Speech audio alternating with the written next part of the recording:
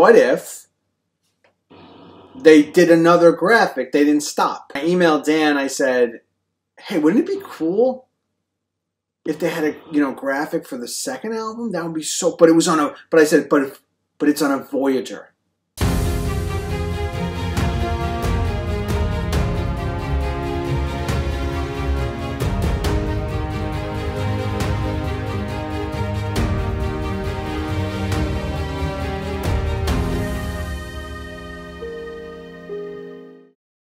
So I wanted to talk about this, and I think this is like one of the coolest things that I've ever done. Wow! Hey, that's beautiful. This thing is so cool. Look at the face.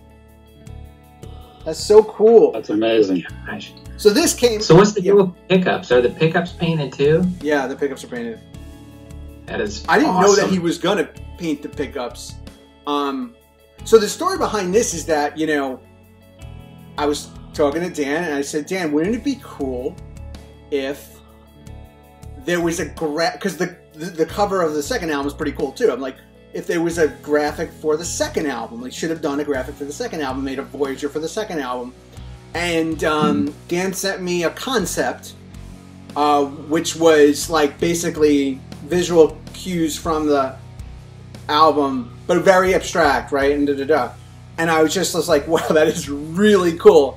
And then I started thinking about it a little bit more, and the Sahara is very abstract. And I felt like with this, I wanted it to be somewhat abstract, like Dan had suggested, but I wanted to bring in more of the album art into it. And the reason is because the details. I just got the Def Leppard Hysteria from Dan Lawrence, and there's something very cool that I wanted people to know when they saw the Voyager, it was clearly for that album. So I kind of took Dan's concept, and then what I did was I retrofitted it in the burner and the 2. I probably would have put the 2 a little higher, but it's fine, whatever. And then I put in, the face was a last minute thing. Because I was like, is Mike Learn going to completely scream at me? Like, is he going to tell me when I send him this Photoshop insane mashup that I'm out of my mind and he's not painting? Like, I didn't know how he was going to react. So I sent him the guitar, and he's like, I'm working on a layout for this, and he started sending me all these drawings, like in the computer, like all these engineering drawings, and I was like, oh my god, this is going to be amazing. So he was really going to do what I wanted him to do. So he would send me like, he's like, all right, I'm going to get started on this thing. And then he'd send me like the corner, and I'd be like, oh my God, I see the 2. And then he'd be like, and then he'd show me like the burner. And I'm like, I can't believe this thing is coming to life. There's all this like piping and crazy stuff in here if you look close. Yeah. It's amazing. Yeah, it's amazing. And the face is like, it's just amazing. So, this is, I'm really, really psyched about this because I've never done anything as risky in the sense that, like, I'll give you an example. Like, the Sahara wasn't super risky because we were copying, an image that was already, people knew about.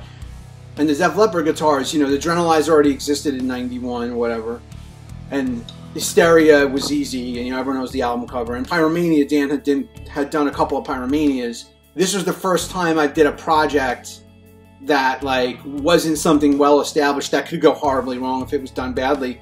And there's, to be fair, like there's money involved in this because you got to buy the Voyager, right? The Voyager is hard to buy. You got to find one, and then you got to then commit to like whatever the graphics going to be. And the funny thing about it is, I bought this, the red, thinking this was going to be my paint project, and when I got it, I was like, I can't paint over this thing. It's absolutely beautiful. So then I got this. This was a black RBM one without the guard. And I'm like, all right, that's perfect. It's a little scratched up. It's a little worn. And so that's for this. And I'm super psyched about it. I'm really happy with it. And I did send a photo to Reb. And Reb, I posted on the forum that he said, like, Alex, I really, really love it. It's a dream guitar. It's absolutely amazing.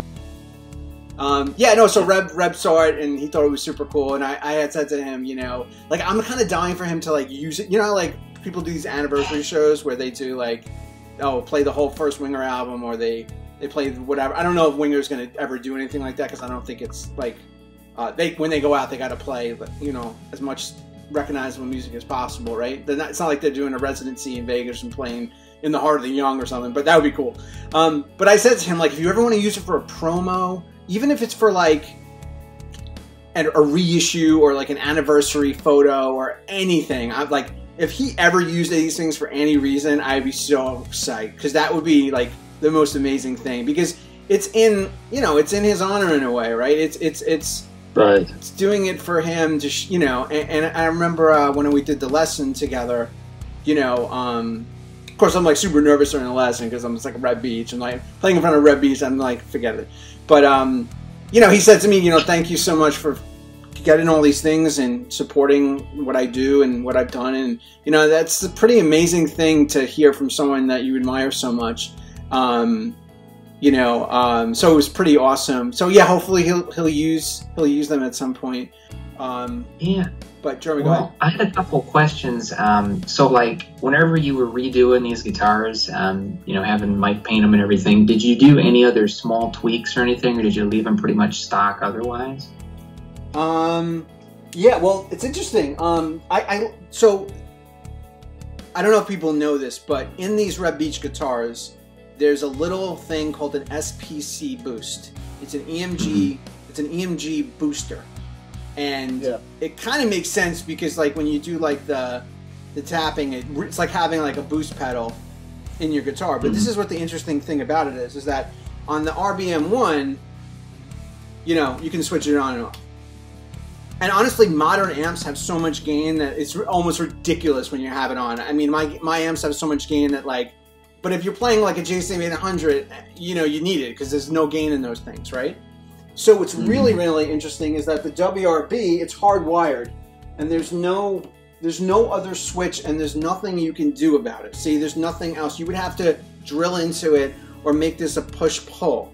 So although I absolutely love this guitar, I actually wish the SBC boost was off. So I may actually either add a push-pull, or I may just take it off, because it's like almost a little too much. I don't necessarily even need it with the, you know, Jeremy, you know my amps. I have like, my amps are ridiculous. So this is really cool.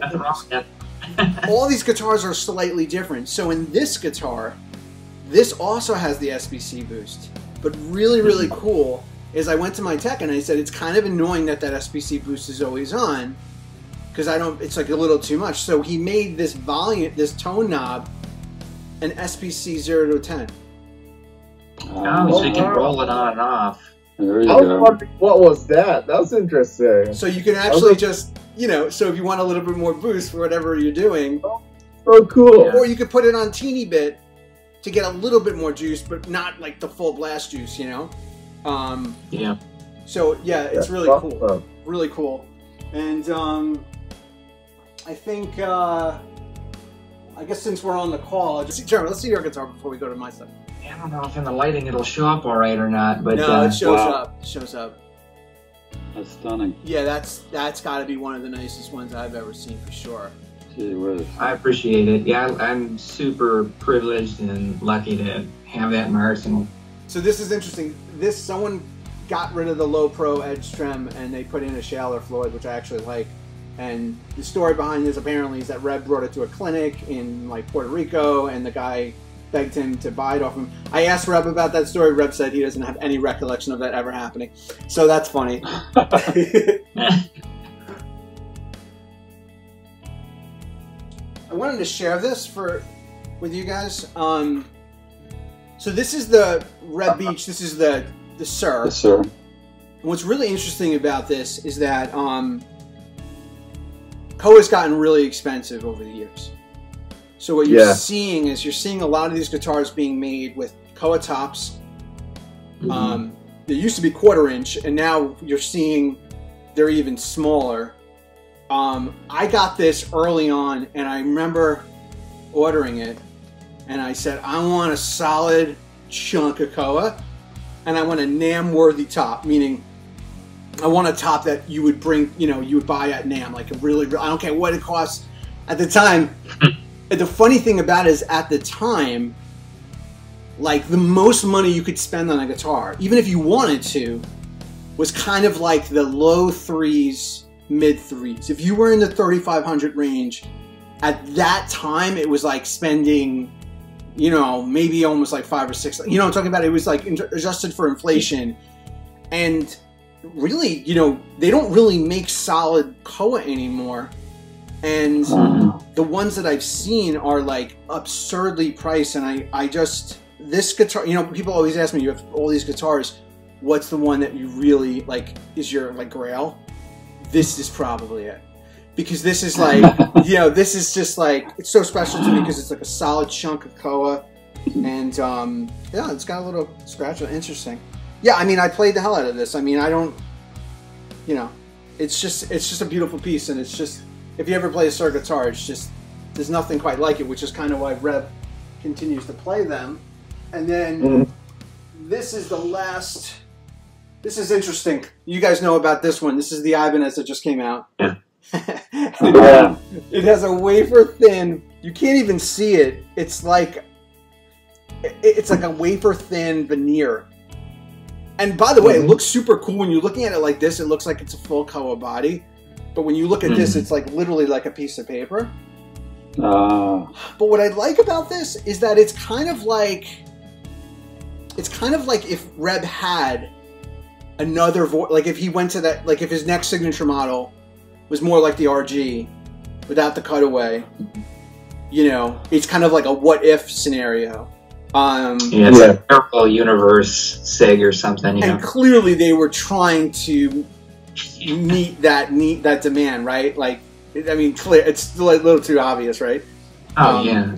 It was funny, like a couple months before they released any information about that model, they had kind of like teased on the Ibanez pages, like Instagram, Facebook, the old original, like Reb Voyager prototype.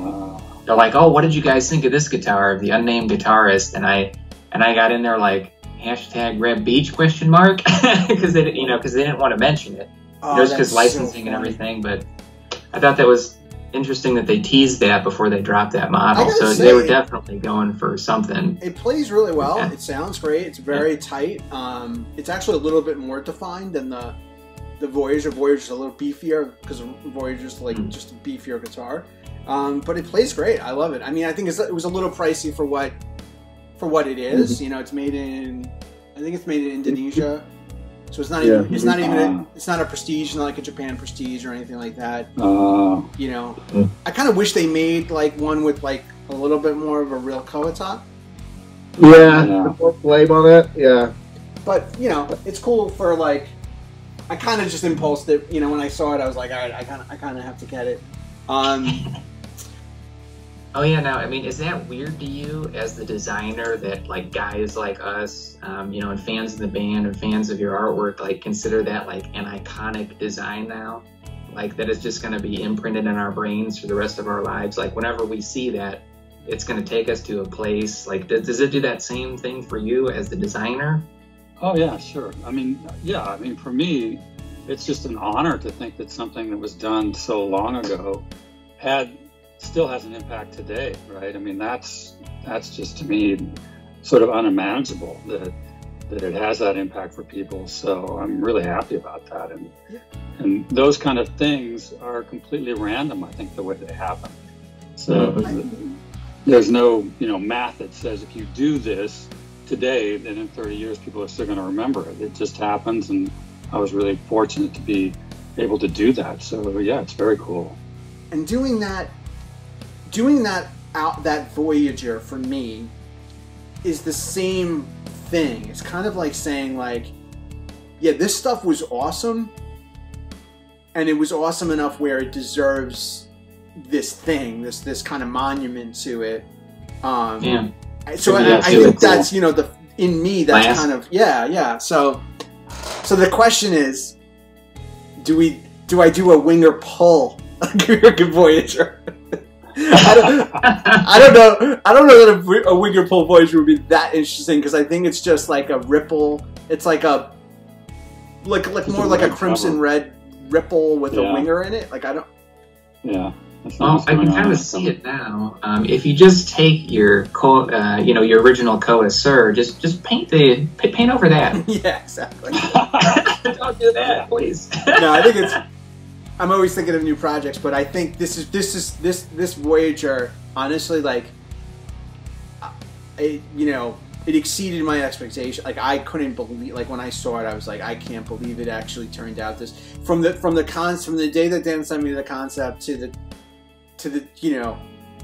day I got it back, and like, the iterations it went through, and I'm like, oh my god, this thing is real. And credit to Mike Learn, Mike is so talented. I mean, he took what I sent him, but he made it real. Like, he made it actually into something that would work on the guitar, and he knew how to do the piping at a certain size so that it was actually visible, because things could be so small you wouldn't even see it. So he did it in a way that was gonna work on a guitar, and some of the stuff that he's done is just so intricate and so ridiculous. But to know that I can kind of call him up and be like, hey man, I got some other crazy idea, and he'll do it. Because that's what I was going to ask you. So what's next? I mean, after you do that, do you have something in mind? I think I had to pay some bills first.